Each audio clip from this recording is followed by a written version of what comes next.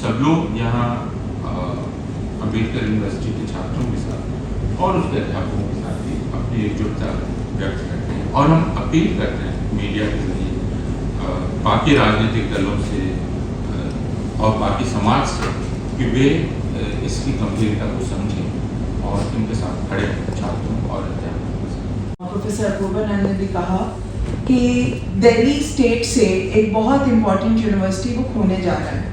नई अपॉर्चुनिटीज़ तो सरकारें बना नहीं पा रही, लेकिन एक विश्वविद्यालय जो 15 साल में खड़ा हुआ था और जिसमें बहुत स्टूडेंट उसको सेंट्रल यूनिवर्सिटी की पैरिटी में देते हुए उसको ज्वाइन करने की कोशिश करते थे फॉर MA एंड PhD, ये अपॉर्चुनिटी ख़त्म होने वाली है जो लगातार AUD के साथ हो रहा है।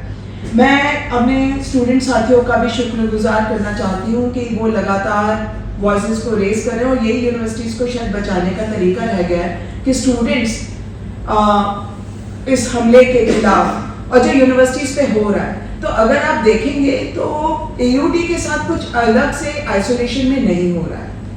सारी यूनिवर्सिटीज़, पब्लिक फंडेड यूनिवर्सिटीज़ के ऊपर एक कोलैप्स का माहौल बनाया गया है और यूनिवर्सिटीज़ जो होती हैं वो सिविलाइजेशंस को या एक सोसाइटी को जनरेट करती हैं। आप कैसी सोसाइटी को जनरेट कर रहे हैं ये समझने की ज़रूरत है। तो आज का जो विश्वविद्यालय है वो कैसा अगले 10 साल में जो आपके पास नई पीढ़ी आएगी जो पॉलिसी मेकिंग की ओर बढ़ रहा होगा वो कैसा होगा, वो एक बहुत ही पोलराइज समाज होगा। सिर्फ ये बात नहीं है कि छात्रों के पास एक डर का माहौल है, तो आपके पास एक डरा हुआ सिटीजन पैदा होगा, लेकिन एक पोलराइजेशन भी होगा जहां दूसरों के पास इम्यूनिटी होगी जो वो कुछ भी कर सकते हैं। अभी JNU का सीन आया जिसके अंदर EC पे हमला होता है, कौन स्टूडेंट है जो तोड़फोड़ करे वो साफ है, पर उनके ऊपर कोई एक्शन हो रहा है क्या? AUD के केस में भी 3 स्टूडेंट बुलिंग करते हैं, उनका जो सस्पेंशन है वो तभी होता है जब बाकी स्टूडेंट्स उसका विरोध करते हैं कि कोई एक्शन नहीं हो रहा है, तब जाके प्रशासन घिरा हुआ महसूस करता है और उस बुलिंग इंसिडेंट में उन 3 स्टूडेंट्स का सस्पेंशन करता है। पर वो सस्पेंशन का कितने दिनों का है और बाकियों पे जो सस्पेंशन हो रहा है जिसको रिवोक करवाने के लिए उन्हें कोर्ट जाना पड़ रहा है। तो आप एक ऐसा कैरेट एंड स्टिक पैदा करना चाहते हैं, एक आप लोगों को बताना चाहते हैं कि आप तय करें आप कहाँ खड़े रहेंगे तो सुरक्षित रहेंगे, नहीं तो आप उमर खालिद की तरह और बाकियों की तरह जेल में होंगे। इस तरीके का एक डर का माहौल पूरे देश में पैदा किया जा रहा है और ये एक तरीके से ट्रेनिंग हो रहा है यूनिवर्सिटीज में कि आप ऐसा सिटीजन बने, और जब तक आप यूनिवर्सिटी का दौर खत्म करते हैं आपका समझ साफ हो जाए कि मुझे बचने के लिए क्या करना होगा, इस देश में रहने के लिए क्या करना होगा। तो ये एक बहुत ही भयावह स्थिति है और ये idea of the country, idea of the university पे एक अटैक है और आइडिया ऑफ द कंट्री पे अटैक है। इस चीज को हमें समझना होगा। ये बात सही है कि यूनिवर्सिटीज आम जनता तक पहुंची ही नहीं, तो अगर हम प्रतिशत के हिसाब से बात करें, बहुत एक छोटी आबादी है देश की जो यूनिवर्सिटीज तक पहुंची और एक और बहुत छोटी आबादी है जो best of the central universities में या AUD जैसी यूनिवर्सिटी तक पहुंची। लड़ाई अगर आप मुझसे समझेंगे तो मैं समझती हूँ कि ये लड़ाई आने वाले दौर में और तेज होगी, क्योंकि जब स्टूडेंट को कंज्यूमर मान के AUD का मॉडल हमें पसंद नहीं, अगर आप हमसे बात करेंगे तो हम समझते हैं कि वहां पे जो स्टूडेंट अपनी फीस दे रहा है वो काफी है और वो अलग अलग कोर्सेज के लिए अलग अलग फीस है, मार्केटेबल कोर्सेज के लिए ज्यादा बड़ी फीस है, वो पब्लिक प्राइवेट पार्टनरशिप पे ही बेस्ड है as oppose to central universities like Delhi and JNU। तो वो हमें पसंद नहीं, लेकिन ये अटैक जो हो रहा है उसकी वजह से एक नया स्ट्रेटिफिकेशन शुरू होगा। मैं उससे पूछना चाहती हूँ कि कितने लोग समझते हैं कि वो अशोका या किसी और प्राइवेट यूनिवर्सिटी में अपने स्टूडेंट को या फॉरेन में ही भेजेंगे, फॉरेन में पढ़ा तो लेंगे, क्या देश में उसको नौकरी मिलेगा? AUD में और बाकी सेंट्रल यूनिवर्सिटीज में दूसरा सोचने का विचार है। तो आप कर क्या रहे हैं इस देश के साथ? तो मैं अपील करना चाहती हूँ माँ बाप के साथ भी और आम जनता के साथ जो समझती है कि यूनिवर्सिटीज का होना जरूरी है, कि वो इस बात को समझे कि यूनिवर्सिटीज पे जो अटैक है वो देश पे अटैक है। ये एक आम चीज नहीं है, एयूडी में अभी हो रहा है, जामिया में थोड़े दिन पहले हुआ। और एक और बड़ी मजेदार बात मैं देख रही थी जब अभी मैंने पढ़ा कि हाई कोर्ट ने रिवोक किया है 3 स्टूडेंट्स का सस्पेंशन एयूडी में। वहां पे भी देख रहे हैं कि advocate Rupal is also advocate of Delhi university. और अगर आप देखेंगे पब्लिक फंडेड यूनिवर्सिटीज में number of cases against employees and student has just gone up. तो इन्हीं स्टूडेंट से रुपया लेते हैं रूपल को देने के लिए और इन्हीं के खिलाफ सब मुकदमे कर रहे हैं और सिस्टम के अंदर कोई जस्टिस नहीं मिलेगा। तो ये भी एक पूछने वाली बात है कि किसका रुपया खर्च कर रहे हैं, ये रुपया कहां से आ रहा है जिससे कोर्ट में यूनिवर्सिटी जो है अपने स्टूडेंट के खिलाफ खड़ा है। वो भी स्टूडेंट से ही रुपया आ रहा है, वो भी स्टूडेंट फीस से ही रुपया आ रहा है, क्योंकि सरकारें कोई ये रुपया नहीं देती कि आप कोर्ट में जाइए। और कोर्ट केसेस जो हैं वो बढ़ते चले जा रहे हैं। ये एक शर्मनाक बात है। इसका मतलब जो यूनिवर्सिटी को आइडिया देना चाहिए था जस्टिस का या रेजोल्यूशन का या डायलॉग का या डिबेट का, वो स्पेस यूनिवर्सिटीज के अंदर खत्म हो रहा है। और ये जो बैरिकेडिंग है और vice chancellor offices Delhi university में भी शुरू हुआ। ये जो क्लोज्ड यूनिवर्सिटीज हैं, यूनिवर्सिटीज को तो सोसाइटी से बात करना चाहिए। कोई बाहर भी सड़क पे अगर कोई अंदर घूमते हुए आ जाए और उसकी संरचना को देख ले कि हाँ ये कैसे डिपार्टमेंट्स हैं, हम वॉक थ्रू कर पाए। एक जमाने में किसी भी यूनिवर्सिटी में कोई आपको गार्ड नहीं मिलता था और यूनिवर्सिटीज में आपका घर पास है, इसीलिए आप उसके थ्रू भी जा सकते थे। कोई और आदमी भी मतलब आता जाता भी यूनिवर्सिटीज को क्रॉस करता था, इसलिए यूनिवर्सिटीज पेरिफेरी पे नहीं थे। आज प्राइवेट यूनिवर्सिटी जरूर पेरिफेरी पे है क्योंकि उनको जमीन नहीं हासिल है, पर अगर आप यूनिवर्सिटीज को देखेंगे उसकी कल्पना सोसाइटी के अंदर की है। तब वहां पे बैरिकेड होना पहले एक क्लोज आपने किया और उसके बाद आप वीसी और रजिस्ट्रार दफ्तरों को बैरिकेड कर रहे हैं, बड़े बड़े आपने जंगले बना दिए। ये अपने आप में एक बहुत नेगेटिव स्टेटमेंट है। Universities had to be integrated and should be integrated with the society. They should be open. They should be open to all citizens to be able to cross. क्यों नहीं? एक स्टूडेंट जो school student है वो आते जाते अगर एक यूनिवर्सिटी से पास करेगा तो उसकी एस्पिरेशन अलग हो।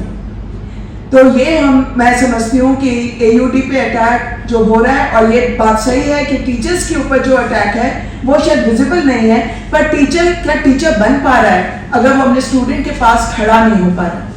ये जो लगातार यूनिवर्सिटीज में टीचर्स के ऊपर अटैक हुआ, और यहाँ पे पूर्वानंद ने बताया कि किस तरीके से एयूडी ने लोगों का डिमोशन करके, इससे पहले भी सलील मिश्रा और अस्मिता काबरा के ऊपर टर्मिनेशन करके, अभी कौस्तुभ बनर्जी के ऊपर जस्ट क्योंकि वो एक प्रोग्राम में शामिल हुए स्टूडेंट्स के साथ, उनको शोकॉस करके तमाम आपने ऐसे चीजें की हैं कि वहां का टीचर नहीं आ पा रहा।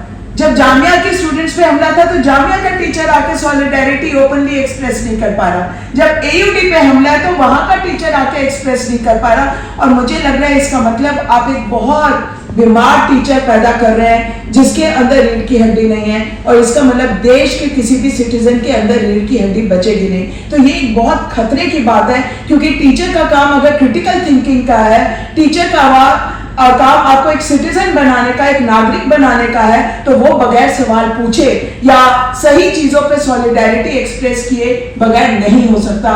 तो ये एक बहुत भयंकर एक असॉल्ट यूनिवर्सिटीज के ऊपर हो रहा है जिसको हमें समझना चाहिए, और ये असॉल्ट उतना ही बड़ा है जितना basically this is an assault on the country, क्योंकि कोई भी देश जो है वो अपने नागरिकों से बनता है, और जो भी पॉलिसी चेंज होता है वो 10-15 साल में पता चलता है कि क्या होगा। तो एनईपी के तहत 14 साल का पढ़ाने का इंफ्रास्ट्रक्चर एयूटी के पास नहीं है, डीयू के पास नहीं है।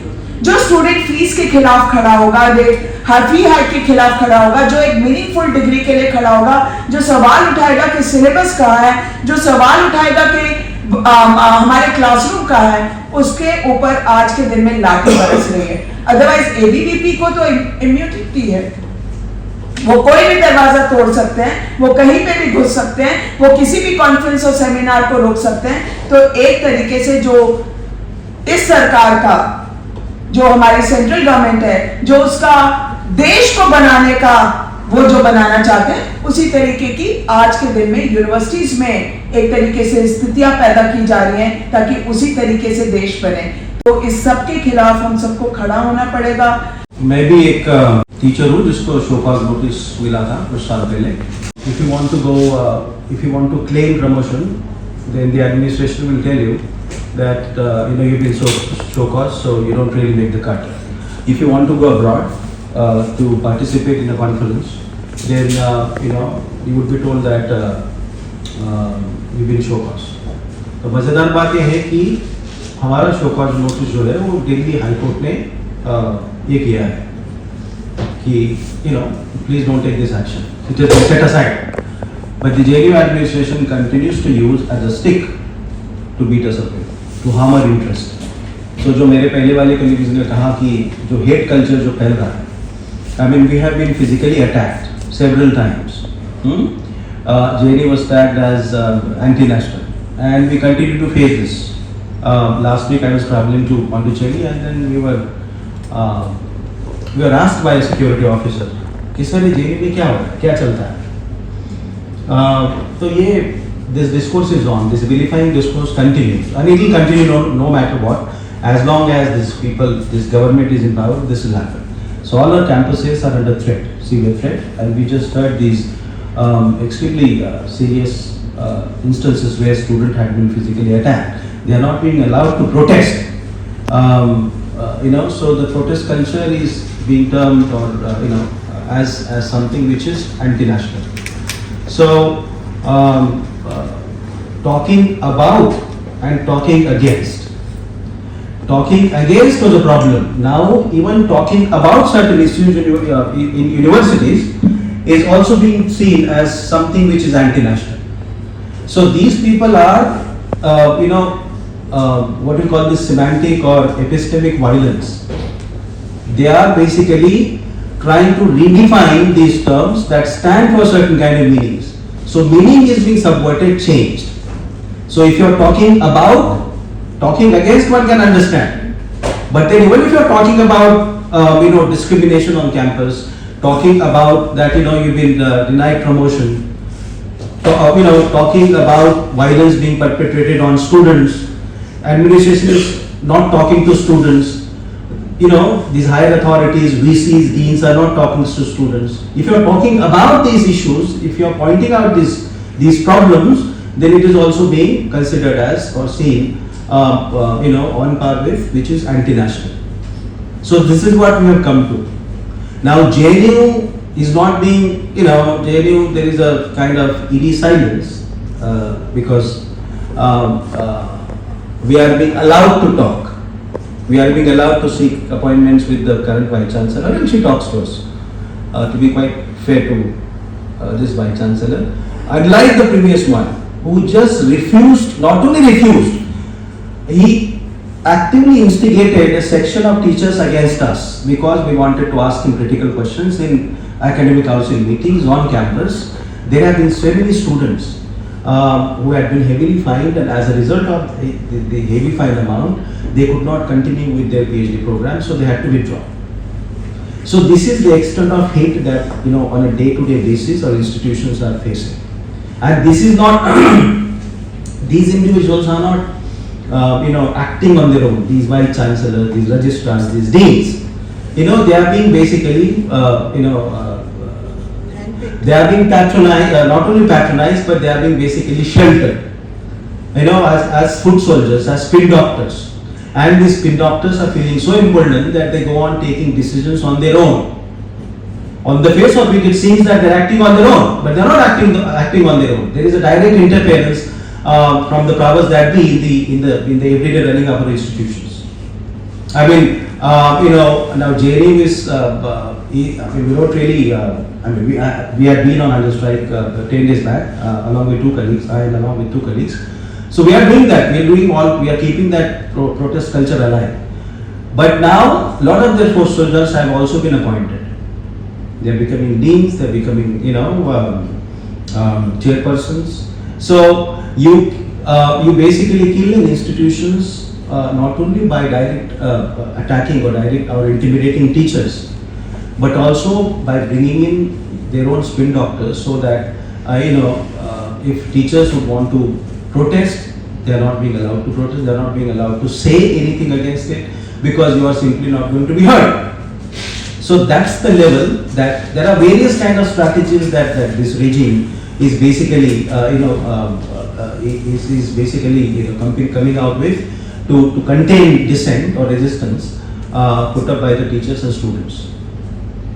So you, with great deal of impunity, Apurvananji pointed out about the court's intervention. So courts, judges have to tell that please do not treat your students like that. They are not criminals, they are simply protesting. They are simply trying to safeguard not their own personal interest, but the interest of the students' community at large.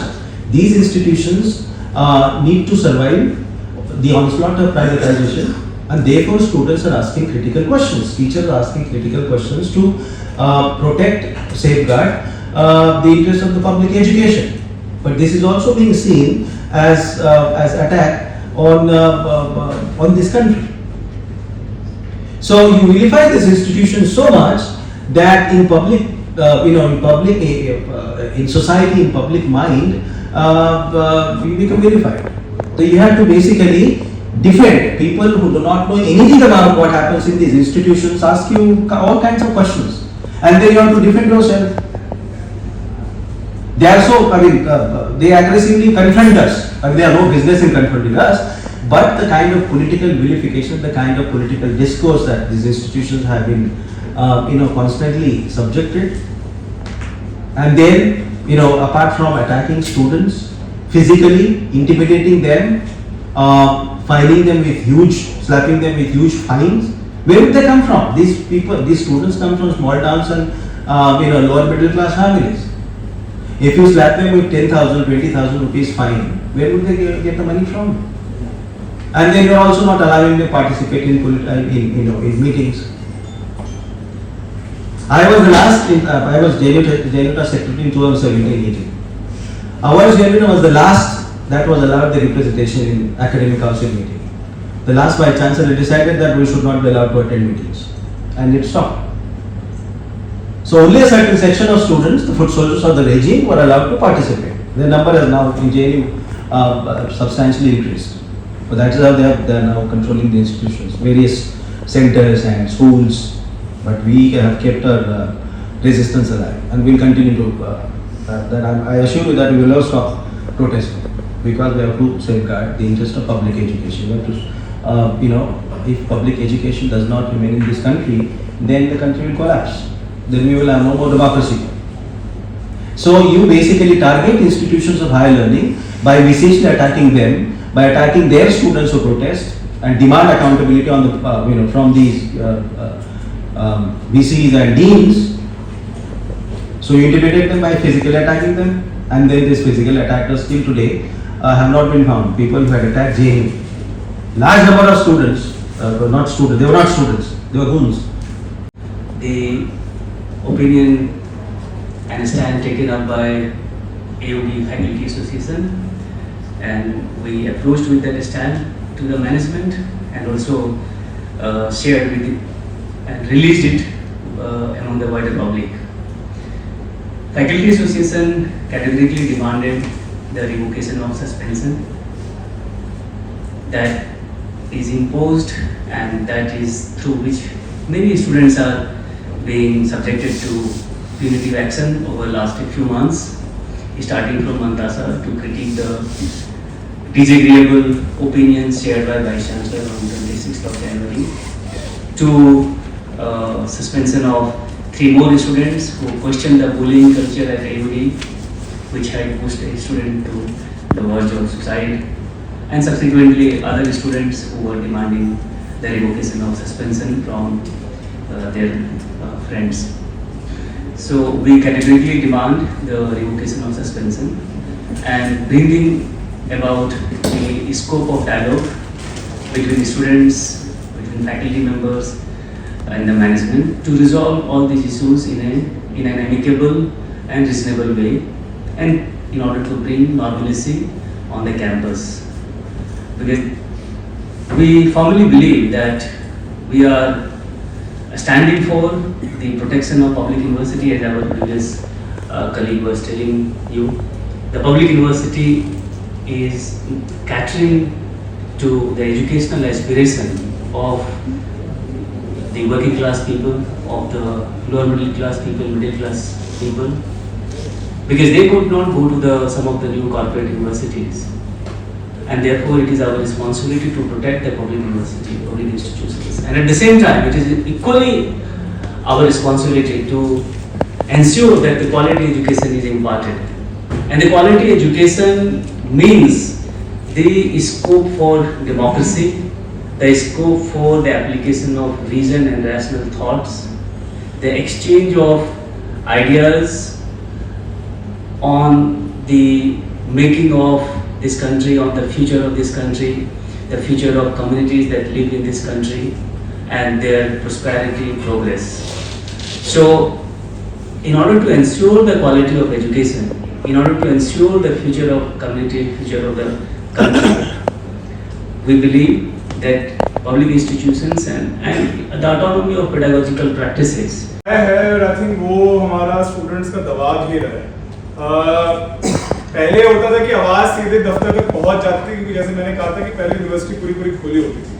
अब आप अपनी आवाज़ अगर आप चिल्लाते हैं तो आवाज़ पहुंच भी नहीं पाती, क्योंकि अब वो इतनी दूर एक सैनिटाइज्ड एनवायरनमेंट में है।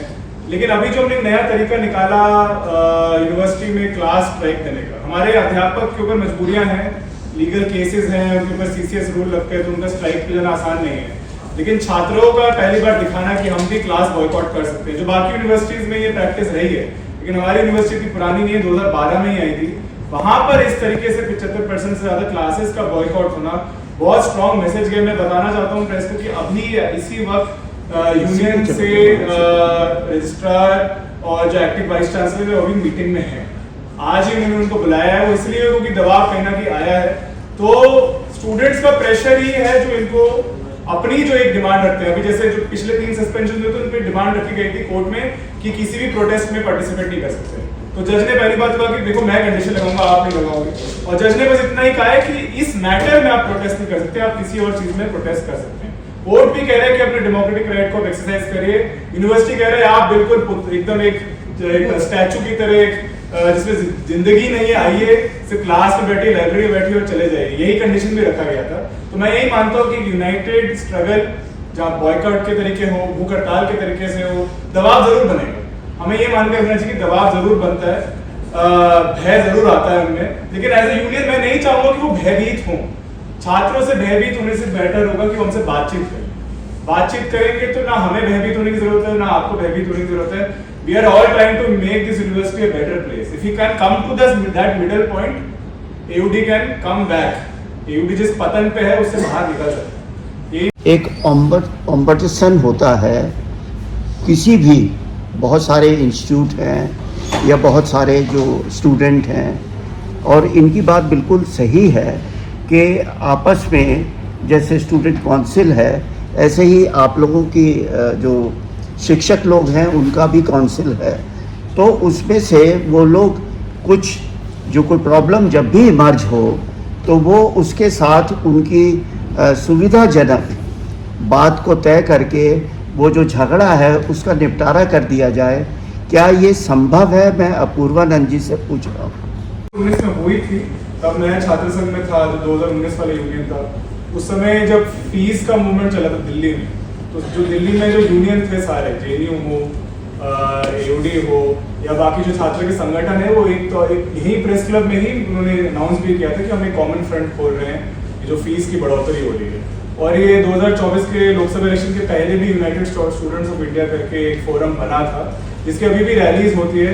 मुझे लगता है कि फोरम्स हैं और संघर्ष, ये आज जैसे प्रेस कॉन्फ्रेंस बुलाया गया, वो भी एक तरीका ही है अलग अलग यूनिवर्सिटीज को, उनके स्टूडेंट्स को साथ लाने का। लेकिन मेरे को सबसे बड़ा जो चैलेंज लगता है वो है कि आम जनता कैसे पब्लिक यूनिवर्सिटीज के अटैक के ऊपर पर्सनली उनको फील हो। वो आई थिंक वो छात्र और अध्यापकों के लिए, दोनों के लिए एक कॉमन लड़ाई है, क्योंकि हमारे आपस के जो छात्र संघ हैं, स्टूडेंट्स हैं, अध्यापक है, वो जरूर साथ आ जाते हैं। लेकिन अगर आम जनता इसको एक पब्लिक इशू नहीं समझेगी तो पॉलिटिकल पार्टीज इसको पॉलिटिकल इशू नहीं बनेगी। और अगर पॉलिटिकल इशू नहीं बनेगा तो ये जिस लेवल पे स्ट्रगल को लड़ना है, क्योंकि सबने क्या कह दिया, आदेश बहुत ऊपर से आ रहा है, मतलब जानते भी नहीं किस कॉरिडोर ऑफ पावर से आदेश आ रहा है। अगर मैं वहां तक बात ले जानी तो आम जनता को इस बात के लिए सेंसिटिव होना पड़ेगा। सरकारें बनी, शिक्षा व्यवस्था बनी, ठीक, कम्युनिस्ट पार्टी के सपोर्ट से, कांग्रेस के सपोर्ट से, तीसरे मोर्चे के सपोर्ट से शिक्षा नीति चलती रही। अब पिछले 13 साल से 11 साल से बीजेपी की सरकार है, उससे पहले अटल बिहारी वाजपेयी साहब रहे, देवगौड़ा रहे, इंद्र कुमार गुजराल रहे। मेरा सीधा सा सवाल ये है प्रोफेसर लोगों से, टीचरों से, क्या ऐसा नहीं हो सकता हमारे देश में कि कम्युनिस्ट पार्टी की विचारधारा वाले और कांग्रेस की विचारधारा वाले और एबीवीपी और बीजेपी की विचारधारा वाले सबका मकसद तो नौजवानों को शिक्षित करना है। कोई ऐसी पॉलिसी सब मिलके क्यों नहीं बनाते हैं कि देश के लड़के बटे ना कि ये एबीवीपी के हैं, ये एनएसयूआई के हैं, ये कम्युनिस्ट पार्टी के हैं। ये राजनीति की जो गंदगी पैदा की जाती है और स्टूडेंट के समय से ही उनको राजनीति में ढकेल दिया जाता है और गुटों में बढ़ जाते हैं, उसको खत्म करने का जिम्मा कौन उठाएगा? The judge has said that to withdraw the suspensions and do the inquiry again. पिछली बार जो the last time the inquiry happened, withdraw of the revoke the suspensions of 3 not ours. We have not gone to court yet. The 3 previous suspensions only they went to court. The judge has said that you revoke the suspensions pending inquiry, do a fresh inquiry. Because last inquiry they had not even served show cause notices to the students who were later on suspended. As part of that litigation, has these suspensions of the later people, you and others, been brought up yet? So we have not been advised to take up the case until the final inquiry committee's decision is out. We have been suspended pending For the three. inquiry. Yeah, the five of us, the Okay. latest ones. Pending inquiry, we have been suspended. Okay. So we have been legally advised that you wait for the final decision. Let's see what they finally say, and hopefully we'll know by this week, and then we will decide. The reason why I asked that is in the beginning you all were saying that you all are having your final sem exams on now, which would mean that if you all remain suspended, you will lose a term. Certainly. Which also begs the question as to why in this litigation you all have not asked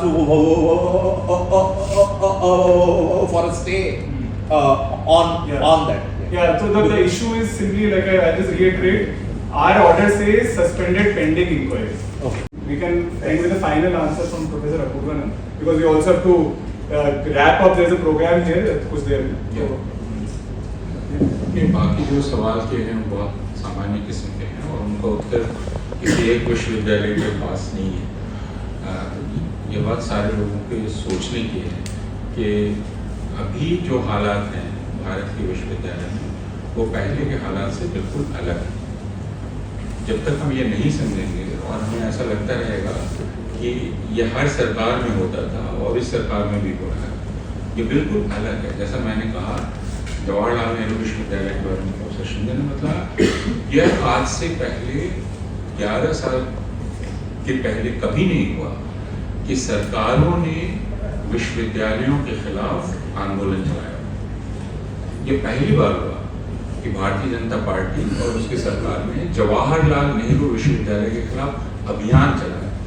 यह कहा कि यह आतंकवादियों का गढ़ है, यह आतंकवादियों का अड्डा है, जिसका नतीजा हुआ कि उसके बाद बाहर उन पर हमले हुए, छात्रों पर हमले हुए, शिक्षकों पर हमले हुए, ऑटो रिक्शा में, ट्रेन में, बाकी तमाम जगह एक घृणा का वातावरण विश्वविद्यालयों के खिलाफ बनाया गया, जिसमें यह कहा गया कि ये सारे लोग वक्त बर्बाद कर रहे हैं, टैक्स पेयर का पैसा बर्बाद कर रहे हैं, 5 साल में PhD क्यों करते हैं, 5 साल क्यों बर्बाद करते हैं, इतने कम में इनकी थाली क्यों बनती है, हमारे टैक्स पेयर से सब्सिडी जा रही है इनको और ये 100 रुपए में थाली खाते हैं जबकि थाली 300 रुपए की है।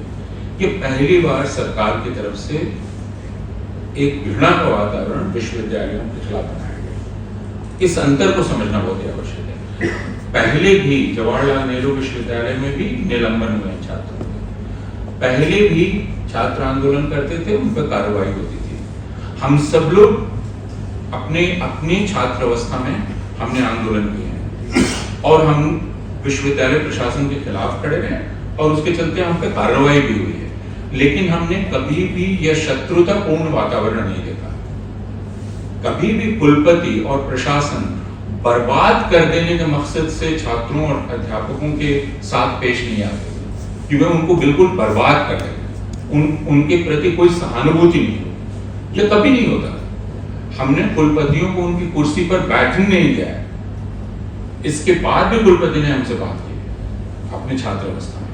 इस अंतर को समझना हम लोगों के लिए बहुत ही आवश्यक है कि पिछले 12 वर्षों से पूरे भारत में विश्वविद्यालयों के विरुद्ध, अध्यापकों के विरुद्ध, छात्रों के विरुद्ध एक जहरीला घृणा का वातावरण बनाया जा रहा है और यह तब तक जारी रहेगा जब तक यह सरकार सत्ता में है। और इसलिए ऐसे कुलपति लाए जा रहे हैं जो कुलपति ऐसा करने में उनको अब मजा आता है छात्रों और अध्यापकों के साथ। इस अंतर को समझना हम लोगों के लिए बहुत आवश्यक है। बाकी बातें जब सामान्य अवस्था लौटेगी तब हो सकती है।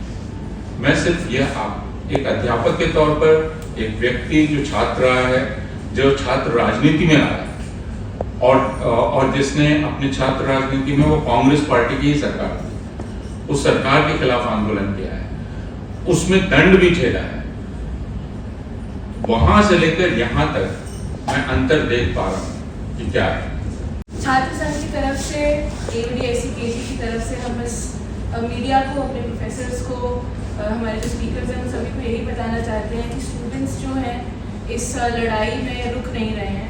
हमें भले ही दीवारों पे लिखने से मना कर दिया गया है, बट ये जो आप यहाँ पे सामने म्यूरल देख रहे हैं, ये कल क्लास बॉयकॉट के दौरान जब कल्चरल डे ऑफ सॉलिडारिटी मनाया जा रहा था छात्रों द्वारा, तब ये म्यूरल बनाया गया है। तो I just want to end by saying that the students of AUD are very much angered by whatever is happening inside the university, and the union will also be waging a very strong, firm struggle against all of these injustices, all of the barricadings, all of the arbitrary notices that have been coming out. And lastly, I just want to thank all of our speakers, all of our professors and the media for coming and for covering this issue. Thank you so much.